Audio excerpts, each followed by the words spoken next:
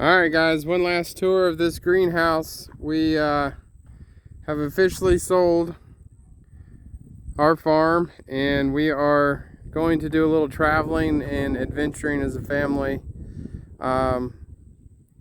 So I wanted to do a quick greenhouse update just to let you know that yes, it's still here, it's still standing, still looks pretty good. So I'll do a quick little walkthrough. I haven't really planted much because, well, we're moving, and so I didn't really have the time to put in new plants or do much. So I scattered a few seeds, and that's about it. So let me flip this camera.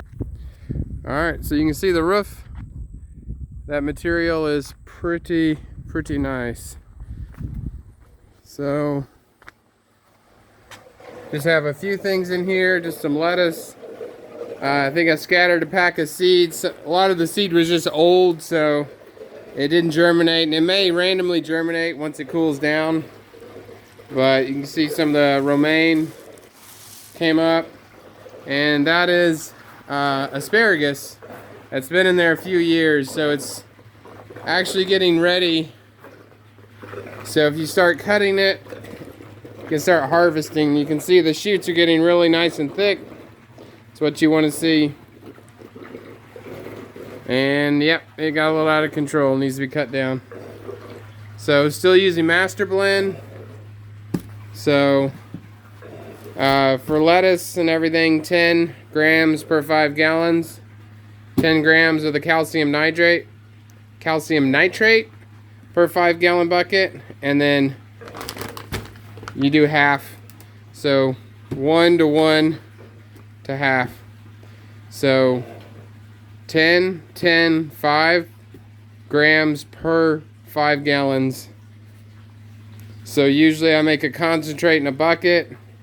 I come over, and this right here, cut the bottom off of. Katie accidentally threw away the one we were using. So that right there, you put in this insert, and then you pour your solution in. So you can dip some water out of the reserve into a bucket, and you can mix it up. And so you've got 2 underground tanks here, one here, and you got access panel here. So you can look at your tank level here, so you can see your water level. So you can times that by 2, so you can see quickly, okay, right there, you've got a tote that size down there, and it's half full. So you've probably got 400 to 500 gallons of water, and so you can calculate out how much to mix. And really once a month, once every other month, if you don't have a lot of plants, it's probably fine. If you've got a full greenhouse, maybe once a month. More so in the winter than the summer. They'll drink a lot more water, so it will get diluted faster in the summer as well. So that's just something to keep an eye on, and you can look up how to measure what's in there. So there's another system over there. Had this going in the past. There's your reserve that everything drains down into, except for you do need a pump for that. Amazon, Harbor Freight. And then we were doing tomatoes and all sorts of stuff in these buckets, or herb garden here, because they like to bush out, especially if you do mint. It really likes to take off. This might be some parsley or cilantro coming up. Smells like cilantro. And we have 3 outside reserve tanks there for water, mainly for the summer, drain them for the winter. And then we have this rain catcher and that rain catcher over here. These were the old aquaponic fish tanks, and so we can drain our system if we want to get some water out of the bottom tanks, we can pump some water through here.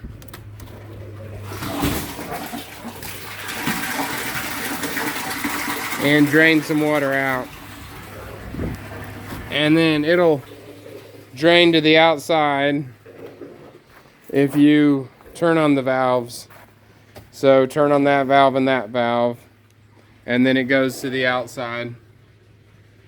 And there's a drain out there. So that's what we're using this tank for now, is just to kind of, when you do a big change out, sometimes you want fresh water. And this we're not currently using for anything right now. So you could add rain catching capacity. I haven't found a need to. It doesn't use as much water as you think. You can see there. Once in a while, drain this tank, spray it out. Valve there, drains outside. These are overflows here. Another overflow there. Rain catching system here. And you can watch some of the other videos for how we set up the rain catching system there. And so then we have the automatic fan here with the thermostat. And let me get this open. See, it just kicked on. I didn't really touch anything. It's just 80 degrees, it'll kick on.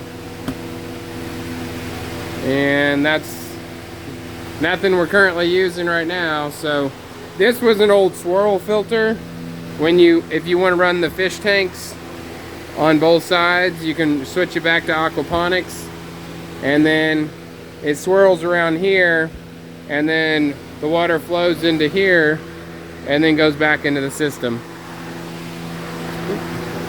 So if you switch it back to the aquaponics to play with that, do not use city water, only rainwater. Because the city water is not friendly for fish.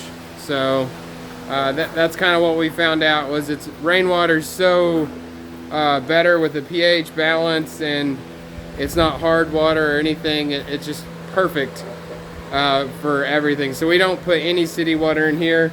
I have a city tap over here. We just don't really use it. Mainly for like an outside garden.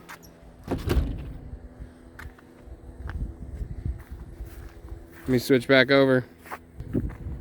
Okay, so right here, these valves are open for winter, so it drains these tanks.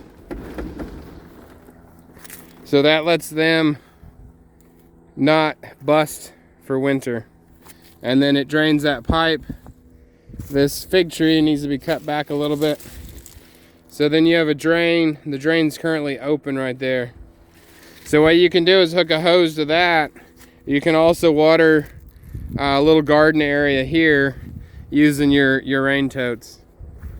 Or you can just fill up a pitcher, and we had the kids just hand water. But that gives you, you know, what, another 260, 70 gallons of tote, something like that, times 3 plus the 2 inside, so you get 5 of those.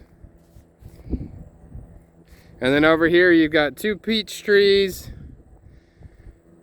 1, 2, 3, 4 peach trees, and a lonely little apple tree.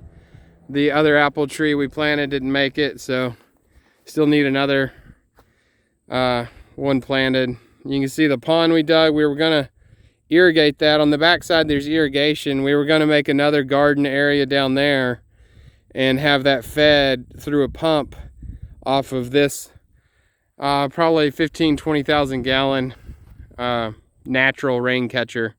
So I didn't get a chance to spray these weeds. There's some aqua roundup down the feed store, Sabine Feed in Greenville. You'll get familiar with Greenville.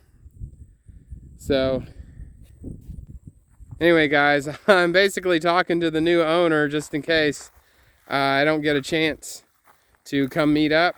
So I figured I would just ensure I had some sort of video and do an update at the same time. And Trying to think if I missed anything. Some of the foam board I would replace. You can get that at Home Depot, Lowe's. Look around. I would try to get the one that doesn't have a plastic film on it.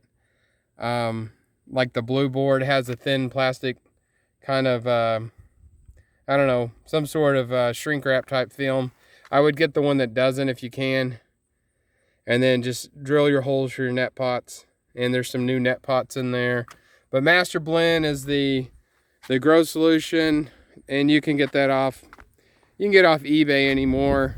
And the price isn't too bad. Free shipping. So there's quite a bit down there in those buckets. And it's all I can think of right now. So anyway, good luck. And you can YouTube a lot of the seed starting the lettuce. They grow really fast, really well. Winter's probably your best time for the greenhouse. There's a shade cloth that you can put over the top of the greenhouse. That's in the attic. There's probably a couple extra shade cloths. So you can do that in the summer. I found fighting the bugs in the summer is kind of painful. Outside gardening's easier. So if you do decide to use it for the summer, maybe get some ladybugs put in there, but you're probably gonna have to spray neem oil frequently because you'll get just random little bugs and mites and stuff like that. So winter you don't seem to have as many issues. So over here, this is actually a worm bin, and there may be some worms in it, but you have to add water because this repels water fairly easily. So all these are worm castings.